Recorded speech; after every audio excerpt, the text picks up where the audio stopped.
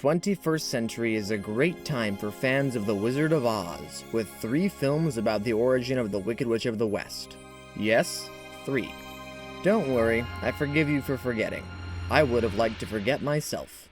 Today we're talking about what happens when a magician crash lands in a world built on magic. Sleight of hand versus the real deal. What happens to our conman?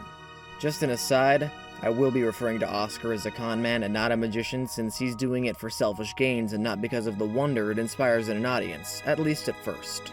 So what happens? Apparently, a full redemption arc.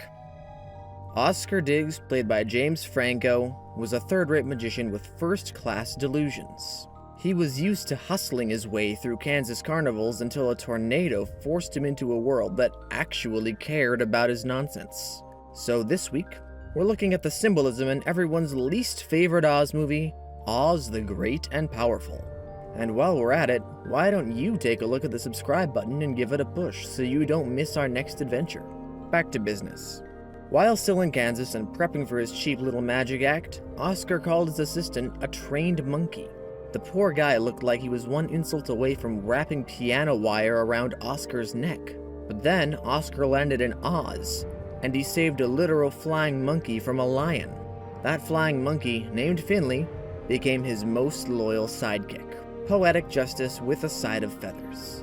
During his show, a little girl in a wheelchair begged Oscar to make her walk.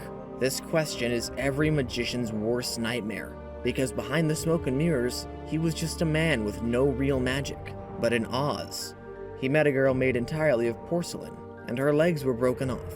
This time, Oscar didn't hesitate. He pulled out glue, fixed her up, and helped her to her feet. A genuine human moment from a man who, moments earlier, would have sold fake oil to a priest. Before the tornado hijacked his balloon, Oscar got the gut punch. Annie, the woman he loved, had accepted a proposal from John Gale. That name ought to sound familiar. She asked Oscar to be a good man, but he couldn't see that version of himself. In Oz, Glinda saw that good version of Oscar. She called him out and saw through his lies, yet still believed in his great potential. She gently pushed him to be better, as she knew he could be, and that, my friends, is true love. Oscar idolized inventors. He scribbled notes about Edison and Tesla in his pocketbook all the time, but he lacked the means, tools, or vision to build anything real.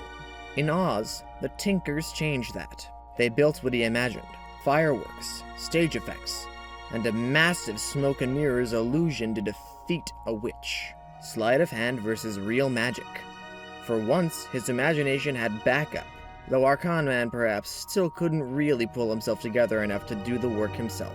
Back in the real world, Oscar craved adoration without doing anything to deserve it. In Oz, he was handed the opportunity to be someone worth adoring, and he took it. His tricks finally meant something. His presence brought parades. He became the great and powerful wizard, by accident, but still.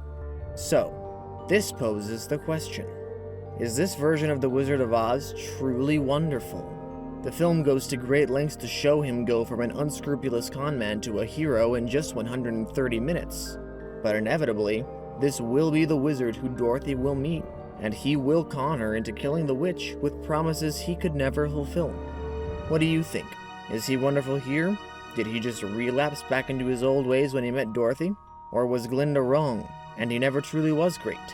Let us know in the comments. While you're down there, hit that subscribe button so you don't miss our uploads, and give that like button a push too. Please join us on our next adventure.